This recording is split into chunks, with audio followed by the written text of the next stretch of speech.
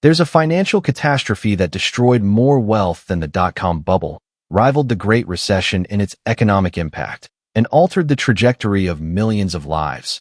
Yet it occupies almost no space in our collective memory, generates little political discussion, and is barely mentioned in economic textbooks. And that catastrophe is the stagnation of Japan that we've already discussed, or the savings and loan crisis, or any number of forgotten disasters. But actually the $4 trillion mistake I'm talking about is even more invisible than those. It's the decision made in the early 2000s, particularly after September 11th, 2001, to keep interest rates far too low for far too long, flooding the global economy with cheap money that inflated the housing bubble, created the conditions for the 2008 financial crisis, and ultimately cost the world economy somewhere between $4 and $14 trillion, depending on how you calculate the losses and what makes this mistake particularly galling is that it was entirely avoidable. The people making the decisions had all the information they needed to understand what was happening.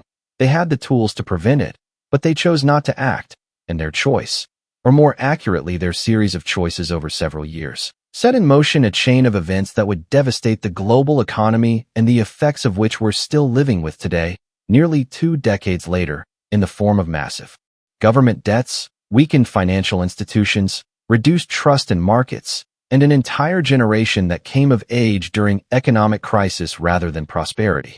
The story begins in 2000 and 2001, when the dot-com bubble burst and the economy slipped into recession. Then the September 11th attacks created additional economic shock and uncertainty. People weren't traveling, weren't spending, were paralyzed by fear about what might come next, and the Federal Reserve, led by Alan Greenspan and determined to prevent the recession from deepening, cut interest rates aggressively. The federal funds rate went from 6.5% in May 2000 to just 1% by June 2003 and stayed at 1% for a full year. This was the lowest rate since the 1950s, and it represented an extraordinary level of monetary stimulus. The logic was that cheap money would encourage borrowing and spending and investment, supporting demand and pulling the economy out of recession. And in the short term it worked. The recession was mild and brief by historical standards. Unemployment rose, but not catastrophically, and by 2003 growth was resuming, but the Fed kept rates at 1% even as the economy recovered. And when they finally started raising rates in 2004, they did so very gradually, quarter point by quarter point, telegraphing every move well in advance, so-called measured pace, increases that meant borrowers could see rate hikes coming and plan accordingly. And this gradualism, this extended period of extremely cheap money even after the crisis had passed, was the mistake, because it wasn't just Americans who could borrow cheaply, it was anyone anywhere who could access dollar-denominated credit, and that cheap money had to go somewhere. It had to find assets to purchase, and increasingly it found housing. The mechanics of how cheap money created a housing bubble are straightforward, but the scale was unprecedented. When the Fed funds rate is 1%, mortgage rates fall correspondingly. You could get a 30-year fixed mortgage for around 5.5% in 2003, and adjustable rate mortgages that started even lower, and at those rates, home prices that had seemed expensive suddenly seemed affordable. Because housing affordability is really about monthly payment, not purchase price. If you can get a $300,000 mortgage for the same monthly payment that a $200,000 mortgage would have cost at higher rates, then housing prices can rise by 50% without seeming less affordable. And that's exactly what happened. But it wasn't just that low rates made higher prices affordable.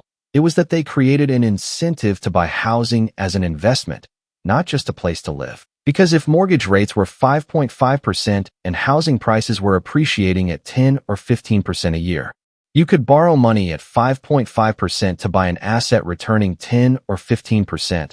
That's pure profit, leverage magnifying your returns, and people who had never thought of themselves as real estate investors suddenly became speculators, buying second homes and investment properties, using home equity loans to buy more property, treating houses like stocks in a bull market.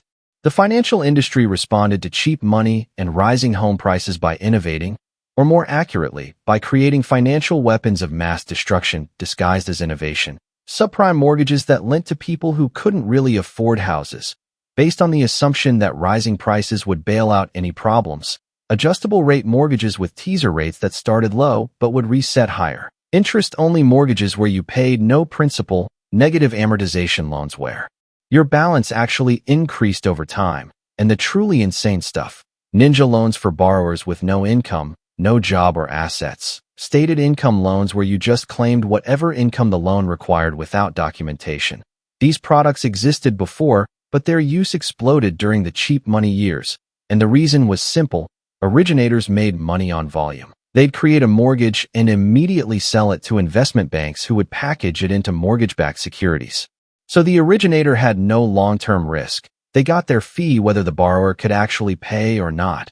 And the investment banks thought they were protected because they'd sliced and diced the mortgages into tranches with different risk levels, and the rating agencies had blessed the senior tranches as AAA, supposedly as safe as treasury bonds. So everyone thought they'd found a way to eliminate risk while collecting returns far above risk-free rates. It was alchemy, turning subprime mortgages into AAA securities, and it was complete nonsense, but cheap money made it profitable nonsense for years. The rating agencies were complicit in this fraud, because calling it fraud is being generous to what actually happened. Moody's and Standard & Poor's and Fitch were paid by the investment banks to rate the securities the investment banks created, which is like restaurants paying food critics to review their food. The conflict of interest was obvious and structural, but it was legal, and the agencies responded to the incentive. They gave AAA ratings to securities that had no business being rated anywhere near AAA. They used models that assumed housing prices would keep rising, or at least never fall significantly nationwide. They ignored obvious red flags about the quality of underlying mortgages. They competed with each other to be the most generous rater, because if you were too tough, the investment bank would just go to your competitor, and the result was that institutional investors around the world, pension funds and insurance companies and foreign central banks, bought these securities believing they were safe, because the rating said AAA, and nobody bothered to look underneath at what was actually being securitized. This was one of the most catastrophic failures of due diligence in financial history, and it was enabled by cheap money because without the flood of capital seeking returns, there wouldn't have been demand for the volume of securities that were created. The whole edifice depended on continued ability to originate mortgages and securitize them and sell them to yield-hungry investors. The global dimension of this mistake is crucial to understanding its scale. The U.S. housing bubble was bad enough, but cheap dollar-denominated credit also inflated bubbles in Spain, Ireland, the U.K., and smaller bubbles in numerous other countries. The mechanism was that low U.S. interest rates made dollar borrowing attractive. International banks would borrow in dollars and lend in their local currencies, or just channel dollar credit directly into their domestic markets, and this created synchronized housing bubbles across much of the developed world. Spain went on a construction binge that left it with millions of empty housing units. Ireland's banking system lent multiples of GDP into property development. The UK saw prices in London and the Southeast reach levels that made the American bubble look modest. Iceland's entire banking system basically became a leveraged bet on global real estate using borrowed dollars, and all of this traced back to the Fed's decision to keep rates at 1% and then raise them slowly. Because the Fed controls the world's reserve currency, its policy decisions affect the entire global financial system. And in the early 2000s, it was pumping out dollars and the world was borrowing them to buy real estate, creating a synchronized global bubble that would inevitably pop in a synchronized way, magnifying the damage. The warning signs were everywhere, but were systematically ignored. Housing prices in many markets rose to multiples of income that had never been seen before. Traditionally, housing prices tracked around 3 times median income. By 2006, they were 5 or 6 times median income in many markets, much higher in bubble areas like California and Florida. This was not sustainable, and anyone who looked at the data could see it, but Greenspan dismissed concerns, famously saying we'd never had a national decline in housing prices and suggesting that regional markets were independent.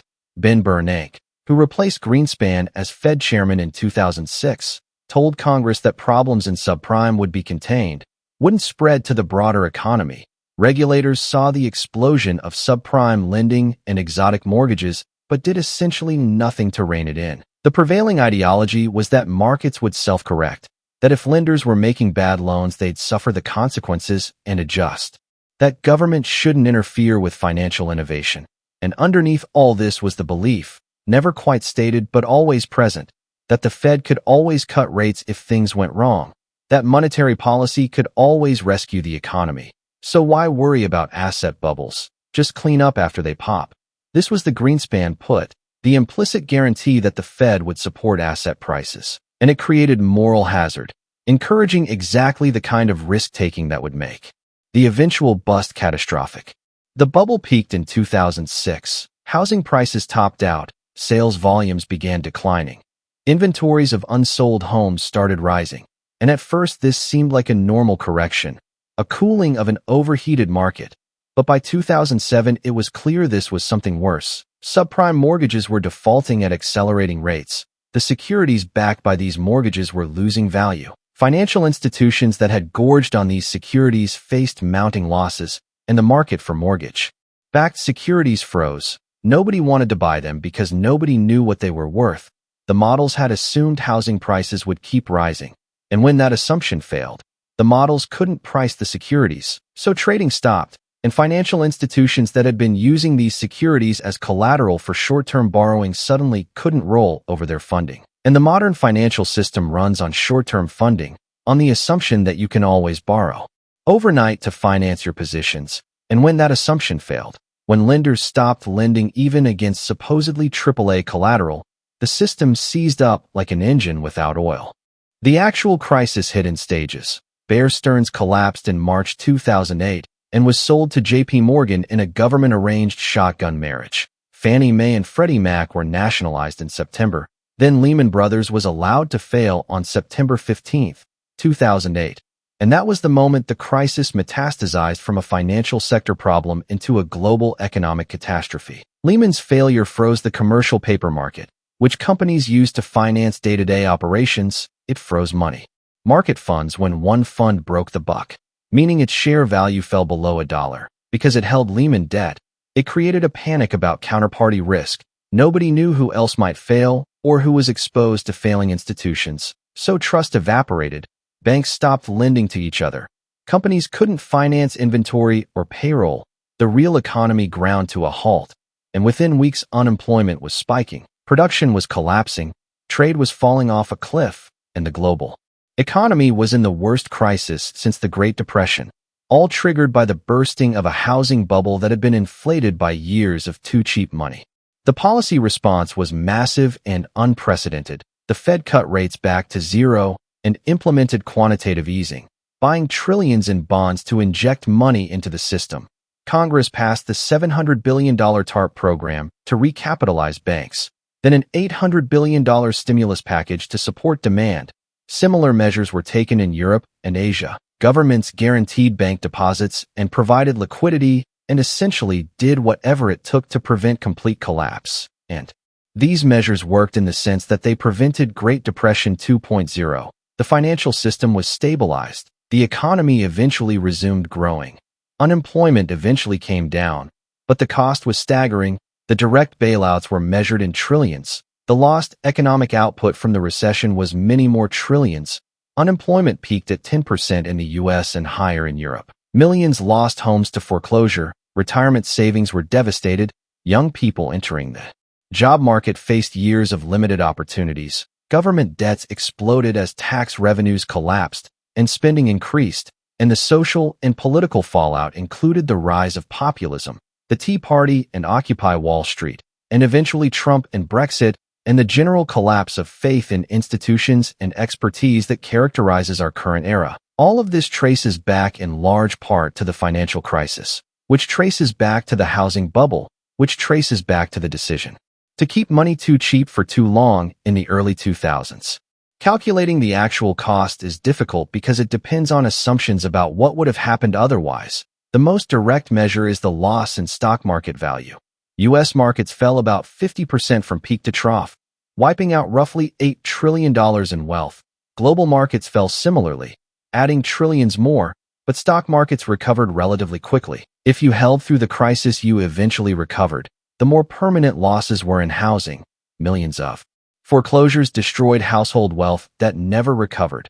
particularly for minority homeowners who had been disproportionately targeted for subprime loans. The lost economic output from 2008 to 2010 is estimated at $2 to $3 trillion just in the U.S. Globally, it's much higher. The increase in government debt to fight the crisis adds another several trillion. And if you try to calculate the present value of reduced lifetime earnings for people who entered the job market during the crisis, or the costs of increased social dysfunction and reduced trust and political polarization, you get to numbers well above $10 trillion. But conservatively, just counting direct measurable economic losses, you're easily at $4 trillion and probably much higher. This was one of the most expensive policy mistakes in history, and it was completely avoidable. The counterfactual is straightforward. If the Fed had raised rates faster and higher in 2003 and 2004, keeping them at more normal levels of 4 or 5% instead of 1%, the housing bubble either wouldn't have inflated or would have been much smaller. Yes, this might have slowed the economic recovery slightly. Unemployment might have stayed a bit higher for a bit longer in 2003 and 2004, but that small cost would have been vastly preferable to the catastrophe that actually occurred. And the Fed had all the tools and information needed to make this choice. They could see housing prices rising unsustainably. They could see lending standards deteriorating. They could see financial institutions taking on enormous leverage. They could see global imbalances building. They knew from history that asset bubbles don't end well, but they chose not to act. And the reason they chose not to act reveals a fundamental problem in how central banks operate. They have explicit mandates around inflation and employment, but only vague responsibilities around financial stability. And in the early 2000s, consumer price inflation was low, thanks partly to cheap goods from China and partly to good luck. So by their explicit mandate, there was no reason to raise rates. The fact that asset prices were inflating dramatically wasn't officially their problem. And this created a situation where the Fed was looking at the wrong indicators, optimizing for consumer price stability while ignoring financial instability, fighting the last war, worried about 1970s-style inflation while missing the build-up to a 1930s-style financial crisis. The intellectual framework that enabled this mistake was the belief in the Great Moderation, the idea that central banks had figured out how to manage the economy to avoid severe recessions, that the business cycle had been tamed through skillful monetary policy, that we lived in a new era of stability. This belief made policymakers complacent, convinced that even if they made mistakes, the damage would be limited and manageable. They didn't believe a Great Depression-style collapse was possible in a modern economy with modern tools. And this hubris meant they discounted tail risks, the low-probability but high-impact disasters that good risk management should prioritize. They optimized for normal times while making the system fragile to shocks. And when the shock came, when housing prices finally stopped rising and started falling, the system had no resilience. It collapsed almost immediately because it had been designed to work only in good times, the shadow banking system of investment banks and money market funds and structured securities had all the risk of traditional banking, but none of the protections, no deposit insurance, no lender of last resort, no serious regulation, and when confidence evaporated, this shadow system imploded, taking the real economy down with it. The political economy of cheap money also matters. Low interest rates are popular. They make borrowing easy. They boost asset prices, which makes wealthy people feel wealthier. They support employment. They're the path of least resistance. While raising rates is painful, borrowers complain, stocks fall, unemployment might rise. Politicians pressure the Fed to be accommodative, and the Fed, despite its supposed independence, is still subject to political pressure, not crude direct pressure but the subtler pressure of being called before Congress, of having its mandate questioned, of facing criticism in the media. And in the early 2000s, after the dot-com bust and 9/11, the political pressure was entirely in the direction of supporting growth. Nobody wanted another recession.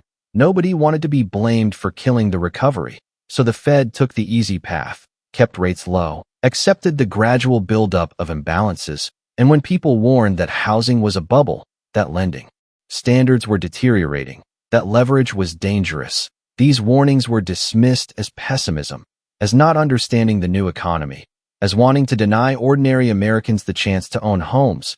This last point was particularly insidious because home ownership was a bipartisan political goal. Both parties supported policies to increase home ownership rates, including policies that loosened lending standards and encouraged marginal borrowers, so any attempt to tighten policy or restrict lending could be characterized as elitist, as wanting to keep poor and minority families from achieving the American dream. And this political framing made it very hard to have honest conversations about whether home ownership was appropriate for everyone or whether lending to people who couldn't afford houses was actually helping them or setting them up for disaster. The aftermath has seen remarkably little accountability for this mistake. Alan Greenspan, who was Fed chairman for most of the bubble's inflation, is criticized more for his irrational exuberance speech than for his actual policy choices. Ben Bernanke, who inherited the situation and then managed the crisis, is generally praised for his crisis response even though his pre-crisis assessment was disastrously wrong. The investment bankers who created and sold toxic securities mostly kept their jobs and bonuses. The rating agencies faced no meaningful punishment. The regulators who failed to regulate faced no consequences. A few mid-level traders and mortgage brokers were prosecuted, but the people at the top, the ones who created the system and made the decisions, largely escaped blame. And this lack of accountability is itself a problem because it means the incentives haven't really changed. We've added some regulations. Dodd-Frank imposed capital requirements and stress tests, and created the Consumer Financial Protection Bureau. But the fundamental structure where profits are privatized and losses are socialized remains, where financial institutions can take enormous risks knowing they'll be bailed out if things go wrong, where central banks will always err on the side of loose policy, because tight policy has immediate visible costs, while loose policy's costs are delayed and diffuse. And so we're likely to repeat some version of this mistake, maybe not exactly the same. Maybe not housing, maybe cryptocurrencies or private equity or some other asset class, but the pattern of cheap money seeking returns, inflating bubbles, and eventually crashing with systemic consequences. This pattern is built into the system, and we haven't really addressed it. The $4 trillion mistake is ultimately a story about incentives and ideology and the difficulty of making good decisions in real time. The people involved weren't stupid or evil, they were smart, well-meaning people operating under constraints, responding to incentives, influenced by ideology, trying to balance competing objectives, and they got it catastrophically wrong. They kept money too cheap for too long. They ignored warning signs. They believed their own theories even when evidence contradicted them. They prioritized short-term political comfort over long-term stability, and millions of people paid the price. This wasn't a natural disaster or unforeseeable accident. It was a policy choice, and that's what makes it so frustrating. We had the tools to prevent it. We had the information to see it coming. We had the institutional capacity to respond, but we chose not to. And that choice, that series of choices made by central bankers and regulators and politicians, from 2001 to 2006, destroyed more wealth and caused more suffering than any military conflict or natural disaster of the same period. And yet it occupies remarkably little space in our political discourse. We argue about deficits and tax rates and trade policy, but we don't really grapple with the fact that the single most expensive policy mistake of the last quarter century was monetary. Was the Fed keeping rates at 1% when they should have been 4%? Was regulators ignoring the deterioration of lending standards? Was the rating agencies blessing garbage as gold? Was the entire financial system convincing itself that housing prices could never fall nationally, and that this time was different, and that leverage was safe, and that innovation had eliminated risk, when all of this was obviously false to anyone willing to look? But cheap money creates cognitive dissonance. When you're making money, when your house is appreciating, when your 401k is growing, you don't want to hear that it's a bubble. You want to believe the story. You want to believe in the great moderation and the new economy and the sophisticated risk management. Because the alternative is accepting that you're in a bubble and that bubbles pop and that you might lose everything. And that's too scary to contemplate. So we don't. We rationalize. We find reasons why this time is different. And we keep dancing until the music stops. And then we're shocked, absolutely shocked, that it ended badly. And we blame everyone except the people who actually made the decisions that created the disaster. And then we do it again, because apparently $4 trillion isn't expensive enough to actually learn the lesson.